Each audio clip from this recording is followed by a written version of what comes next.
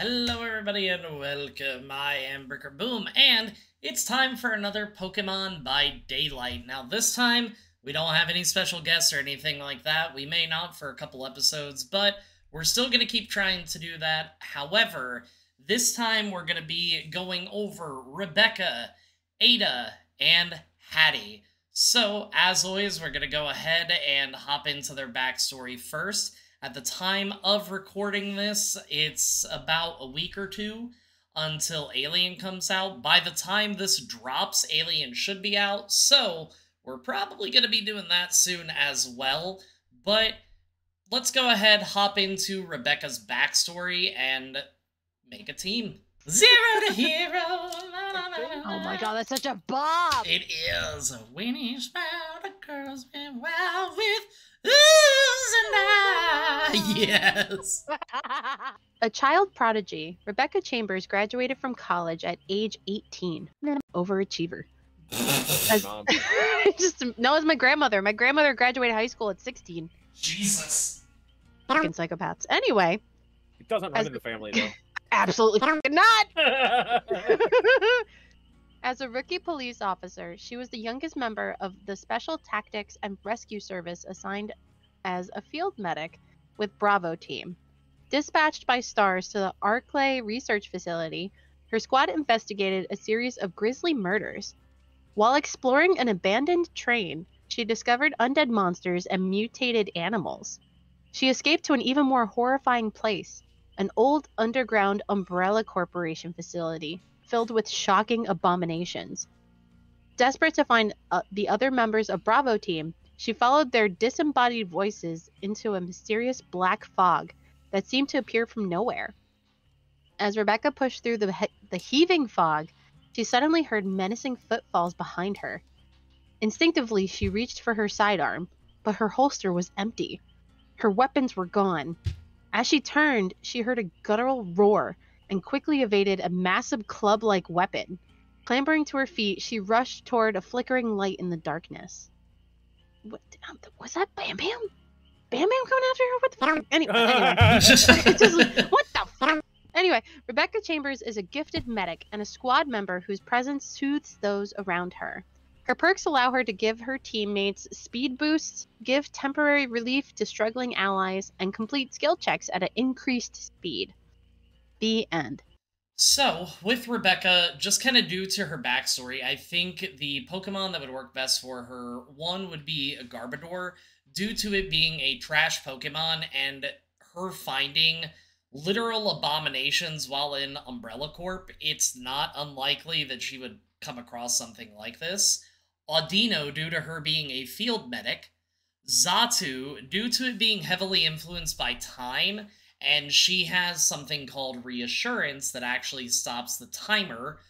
Gardevoir, due to it bonding with the trainers that it belongs to. Heracross, due to the perk Hyper Focus.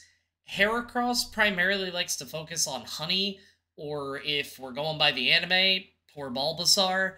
And then finally, Sigilif, due to the fact that its Pokedex entry talks about it constantly patrolling and guarding, much like certain cops may have to do during their shift. So with that being said, I think the team that works best for Rebecca is Garbodor, Audino, Xatu, Gardevoir, Heracross, and Sigilif. Sigilif? Sigilif. So... She was immediately thrown into the fog. Like, yeah. Here's your first trial. Combat medic too. Oh no. One Pokemon that kind of comes to mind for a situation, because it's saying that... yourself. I gotta build up to it, don't worry. Next up is Ada, and we're gonna go ahead and dive immediately into her backstory. Oh my god. Yeah. Okay, I've had high school papers longer than this. I'll just make it longer if I have to. I'll do it slowly. Hopefully my Jersey won't kick in and I read at like 26,000 words a minute. That's fine. I can always slow you down in post. Everything about Ada Wong was an enigma. Her history, her nationality, her allegiances, her motives. Even her real name was a mystery. She was a corporate spy working against the Umbrella Corporation.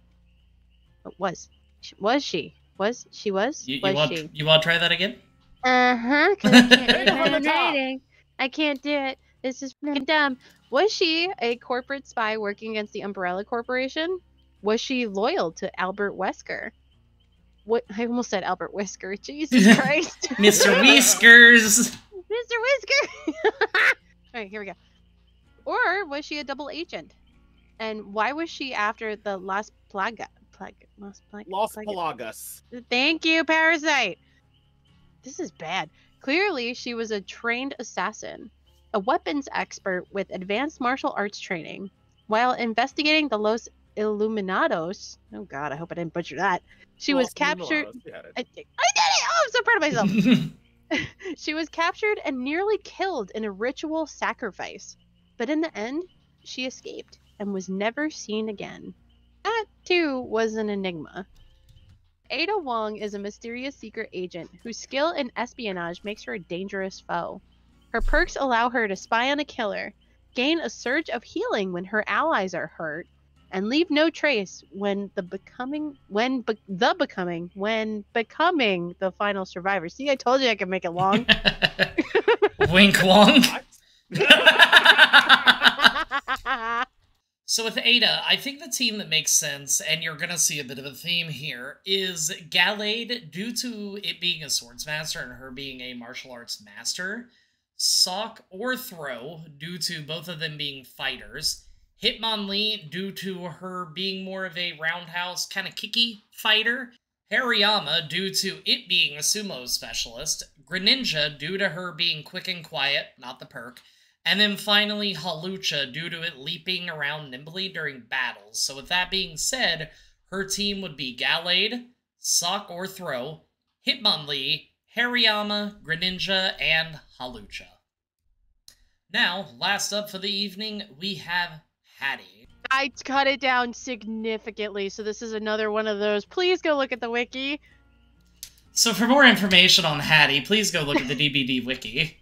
Please. It's worth it, I promise. Haddie spent her youth in a household brimming with love. Her mother, a professor who taught agricultural science in a university in Quebec, and her father ran a successful catering business. Her earliest memories were filled with stories of India, and on her 10th birthday, her parents promised to visit Punjab just after the New Year. During the holiday season, her parents went to a party with their closest friends, Maurice and Francois Roy. I hope I said that right. When Haddie called her parents to say she felt sick, they left in a hurry. Driving through the winding, snow-swept roads of rural Quebec, her father lost control of the car, skidding into an icy, gnarled forest. It would be 2 days before their bodies were found trapped in the vehicle. As Haddie's fever broke, the police arrived on her doorstep, telling her that they had not suffered. The next morning, she woke up with white hair and a question that would haunt her for the rest of her life. The Rories took Haddie in, doing their best to fill the hole left by their parents. By her parents. Oh God, not there. Jesus. Despite the enormous loss, Haddie was again surrounded with love. The love her adoptive parents had for their son, Jordan, and the love the three had for her. But the trauma of losing her parents seemed to unlock something within her. She began to see things nobody else could see. Horrible, unnatural, unexplainable things. Apparitions tormented her in class, at home, in bed. Visions that appeared in the darkest corners of the world, where one dimension seemed to overlap in another. Her unexpected screams earned her the nickname Helly Haddie, only adding to her alienation and anguish. Once a cheerful and social child, Haddie walled herself off to the world. She sought answers about her abilities, creating a podcast with Jordan, and visiting the places where the overlaps were strongest. While recording her impressions at an abandoned asylum, she offhandedly called the encroaching dimension the Ravage, since it not only assaulted her with memories from all times and places, but also gave the sense of feeding off psychic energy. The Ravage, she sensed, was a living mosaic of human suffering that was slowly corrupting and devouring the world. She concluded that they needed to investigate more, to see if there was anything to her hypothesis. Her podcast, Ravages of the Abyss, became an instant success. Then, while investigating a haunted World War II bunker in the Alps, Haddie heard someone faintly crying out for help in Punjabi. Snow flurried in the bunker as the tunnel slowly opened to a snow-covered forest. A horn blared in the distance and faded away. She saw the glow of red lights through the wall of snow and felt her heart skip a beat as she rushed to a crumpled blue car pinned between two massive pine trees. Through the shattered windshield, she saw the bodies of her parents stuck in pools of frozen blood. Haddie narrowed her gaze and saw tiny plumes of vapor floating from their trembling blue lips. With a profound sense of urgency, she rushed around the wreck, trying her best to push, pull, and kick her way in, all to no avail. As she cried out to them that she was worried, that she's sorry for being sick, that the accident was all her fault, their eyes snapped open, and in unison, they answered the question that had anchored her life to their death. Yes, we suffered. With a terrible cry, Haddie fell back into the snow as ice tendrils wrapped around her and pulled her down into a world of endless darkness. Haddie Kaur is a brave and determined podcaster with the ability to see and feel places of great suffering she calls overlaps. Her perks allow her to track survivors and killers after an attack, use flashlights more effectively, and repair generators more efficiently. The end. So two things right off the bat.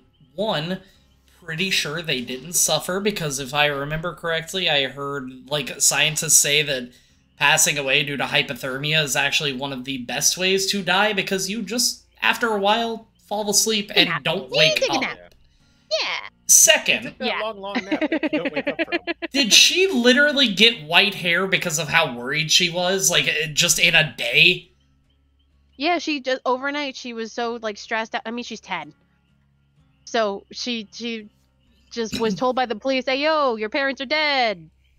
Have fun with that knowledge." And then she just, stressed. Neat. Just poof. Okay. Casper the Friendly Ghost came in and ripped her hair out. All right. Bet. Now, for Haddie's team, we've used some of these Pokemon in the past, but it's bound to happen with themed games like this. But the Pokemon that we picked were Runegrigus, due to her seeing horrifying images after the accident, Gothitelle, due to the line of Pokemon showing the trainer horrific psychic images, Chandelure, due to it being a haunted Pokemon, and for her podcast, she explored haunted places, Lantern, due to it lighting up the darkened ocean at night, Bayonet, due to it being a possessed doll, and then finally Frostlass, due to many Pokemon going missing due to the storms it kicks up. So with that being said, I think the perfect team for Haddie would be Runegrigus, Gothitelle, Chandelure, Lantern, Bayonet, and Frostlass. So with that, that is another episode of Pokemon by Daylight done. At this point, because I have another video already in the back that I'm going to be working on here soon, and then we're going to be recording more this weekend, we're actually going to be getting through the rest of these probably by the end of summer. We may take a couple months off just to kind of get our bearings and have a few weekends free just to play video games and hang out, and it'll allow me to edit Pokemon challenges a bit more consistently. However, we have definitely thought of the next two franchises that we're going to be covering, one being Lord of the Rings, the other being Stardew Valley, both of which I love, I'm very excited to do. So, as always, if you like the video, even if you didn't like the video, think about hitting that like and subscribe button because it helps me out. And until next time, everybody, peace out. You don't know me! I'm just emotionally compromised, it's fine.